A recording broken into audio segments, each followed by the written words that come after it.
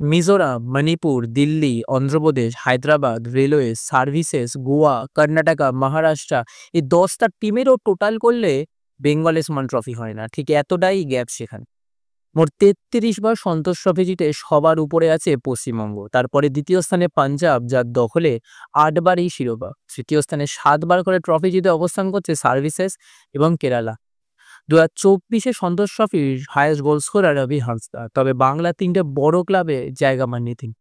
বেঙ্গলের কোচ সঞ্জয় সেনের মুকুটে সন্তোষ ট্রফি বাদ দিয়েও মোহনবাগানের সাথে তিনি জিতেছেন আইএফএ শিল্ড, আই লিগ এবং ডুরান্ড কাপের মতো সোনায় মোড়ানো পালক। তবে বাংলার তথা আইএসএল এর কোনো বড় ক্লাবে ডাক পাননি তিনিও। তার ইন্টারভিউ নিলে জানা যায় তিনি আইএসএল এ কোনো সহকারী কোচ হতে নারাজ।